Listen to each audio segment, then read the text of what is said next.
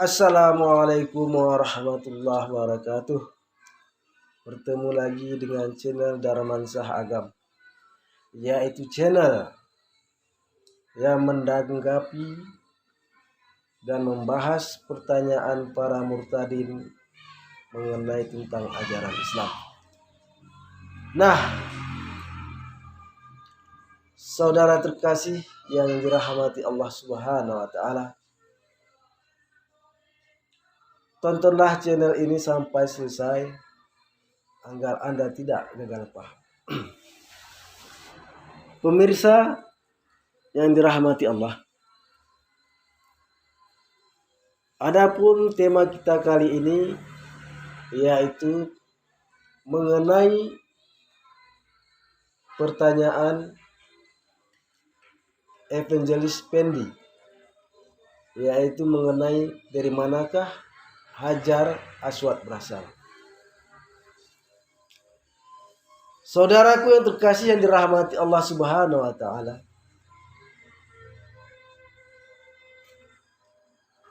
Hajar Aswad berasal dari surga.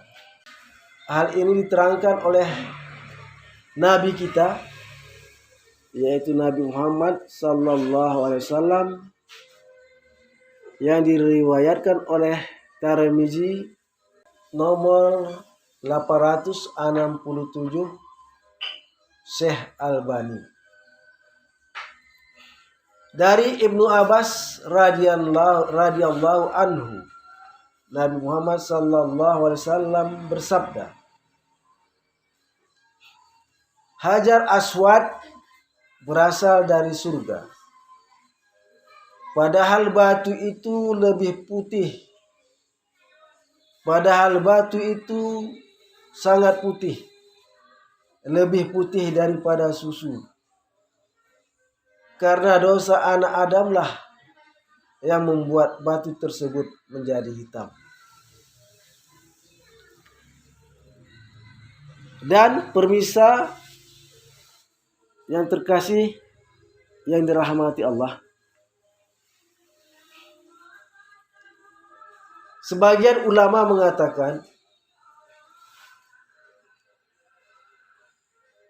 bahwasannya Hajar Aswad diturunkan dari surga untuk diberikan kepada Nabi Adam, karena Nabi Adam rindu akan surga yang merupakan kampung halamannya. Para ulama kita mengatakan, seperti Tengku Zulkarnain mengatakan bahwasanya Nabi Adam itu hidup di dalam surga selama 100 tahun. Dan hidup di bumi selama 950 tahun. Jadi umur Nabi Adam diperkirakan selama dia hidup di surga dan hidup di bumi, umur Nabi Adam berkisar 1050 tahun. Jadi, pemirsa yang dirahmati Allah, Hajar Aswad diturunkan ke bumi karena Nabi Adam merindukan kampung halamannya. Karena kita ketahui bahwasannya Nabi Adam diciptakan dari tanah dan hidup di surga. Namun karena Nabi Adam melanggar larangan Allah untuk tidak memakan buah kudi, akhirnya Nabi Adam diturunkan ke bumi karena melanggar perintah Allah. Jadi kita garis bawahi bahwasanya Hajar Aswad berasal dari surga. Kemudian kata Evangelis Pendi, mengapa harus dikatakan Hajar Aswad? Mengapa tidak dikatakan batu putih atau Hajar Abyad atau batu putih? Karena saudara Pendi, Karena pada saat Nabi Muhammad menjelaskan kepada kaum muslimin, batu tersebut telah berwarna hitam. Tidak mungkinlah Nabi Muhammad mengatakan batu tersebut berwarna putih, sementara yang dipegang Nabi Muhammad itu berwarna hitam. Contohnya begini Pak Pendi. Seandainya saya membeli sebuah motor yang berwarna biru. Setelah saya bosan, saya ganti warnanya dengan cara mengecatnya menjadi warna hitam. Lalu saya parkirkan bersama motor teman-teman sekalian. Maka tentu saja saya berkata, wahai temanku, motor warna hitam itu adalah motor saya. Saya tidak mengatakan biru karena motor saya tersebut sekarang berwarna hitam. Itu penjelasannya Pak Pendi. Kemudian mengapa Al-Quran tidak pernah membicarakan mengenai Hajar Aswad ini? Ini membuktikan bahwasannya Hajar Aswad tidaklah terlalu penting bagi umat Islam. Karena hal tersebut tidak tercatat dalam Al-Quran. Jadi walaupun tidak penting, Hajar Aswad ini tercatat di dalam kitab hadis. Jadi saudaraku yang terkasih, di sini kami ingin menjelaskan perbedaan antara kitab Al-Quran dengan kitab hadis. Kitab Al-Quran adalah kumpulan wahyu dari Allah Subhanahu wa Ta'ala yang diturunkan kepada Nabi Muhammad sallallahu alaihi wasallam, yang dicatat dan dibukukan. Sedangkan hadis adalah segala perintah dan larangan Nabi Muhammad sallallahu alaihi wasallam, baik itu tingkah lakunya, perkataannya, perbuatannya, yang dicatat dan dibukukan. Nah, itulah perbedaan antara kitab Al-Quran dengan kitab hadis. Saudara terkasih yang dirahmati Allah, Saudara Evangelis Effendi mengatakan bahwasanya Umar bin Khattab bingung karena Umar berkata,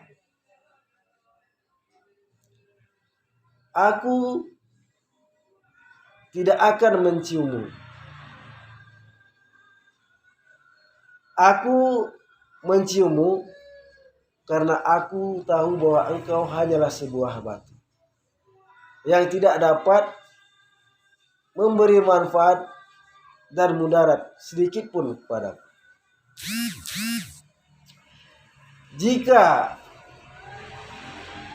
aku tidak melihat Nabi Muhammad menciummu, maka aku tidak akan menciummu. Saudara Evangelis Pendi, Umar bin Khattab tidak bingung. Umar tersebut justru memahami dan mengetahui apa maksud daripada mencium batu Hajar Aswad tersebut. Umar bin Khattab mencium karena mengikuti apa yang dilakukan oleh Nabi Muhammad sallallahu alaihi wasallam. Karena Umar bin Khattab juga mengikuti perintah Allah Subhanahu wa Ta'ala yang terdapat di dalam surat An-Nisa ayat 59 yang mengatakan atiullaha wa atiur rasul. Jadi taatlah kamu kepada Allah dan taatilah Rasul. Jadi dengan mengikuti apa yang dilakukan oleh Nabi Muhammad SAW, berarti dengan otomatis Umar bin Khattab juga mengikuti apa yang diperintahkan oleh Allah Subhanahu wa taala. Jadi, Evangelis Pendi, Umar bin Khattab mengikuti Nabi Muhammad SAW karena beliau yakin bahwasanya apa yang dilakukan oleh Nabi Muhammad SAW adalah merupakan wahyu dan perintah dari Allah Subhanahu wa taala yang diturunkan oleh Allah kepada Nabi Muhammad SAW sebagai contoh untuk umat muslim sekalian. Ini juga diterangkan Allah Subhanahu wa taala di dalam Al-Qur'an. A'udzubillahi minasyaitonirrajim. Bismillahirrahmanirrahim. Laqad kana fi Rasulillahi uswatun hasanah. Allah berkata di dalam Al-Quran, Allah berfirman di dalam Al-Quran, sesungguhnya pada diri Rasulullah itu terdapat suri tauladan yang baik. Jadi Pak Pendi, Umar bin Khattab tidak bingung. Justru dia mengikuti apa yang dilakukan oleh Nabi Muhammad SAW. Karena Nabi Muhammad SAW telah distempel oleh Allah Subhanahu wa taala sebagai makhluk Allah yang mulia, yang memiliki pribadi yang dapat dicontoh oleh seluruh umat manusia. Dan mengenai pertanyaan Pak Pendi mengenai masalah hadis Nabi Muhammad SAW yang mengatakan dari Ibnu Abbas radhiyallahu anhu, Nabi Muhammad SAW bersabda, demi Allah, Allah akan mengutus batu tersebut pada hari kiamat. Dan ia memiliki dua buah mata yang dapat melihat dan memiliki lisan yang dapat berbicara dan menjadi saksi bagi orang-orang yang menyentuhnya. Hadis ini sebenarnya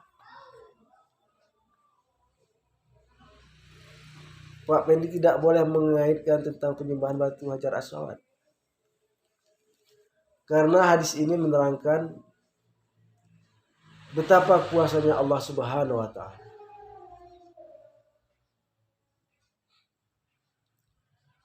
Allah itu adalah pencipta alam semesta. Allah Subhanahu wa taala menciptakan alam ini dari tidak ada menjadi ada. Apalah lagi sebuah batu yang diciptakan oleh Allah Subhanahu wa taala dapat berbicara dan dapat menjadi saksi.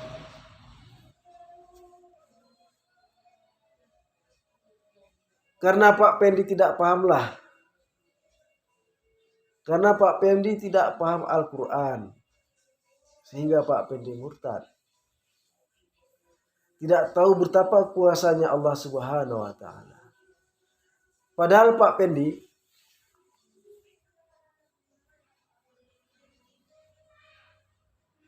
di dalam Al-Quran itu banyak terdapat tentang cerita mengenai kekuasaan Allah Subhanahu wa taala. Salah satunya adalah surah Yasin ayat 65. A'udzubillahi minasyaitonirrajim. Bismillahirrahmanirrahim.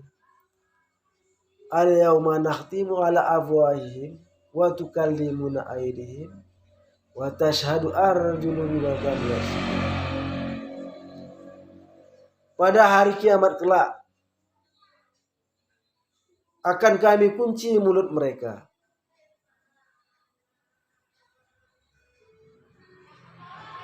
dan tangan mereka akan berbicara dan kaki mereka akan bersaksi atas apa yang telah mereka kerjakan. Jadi Pak Pendi,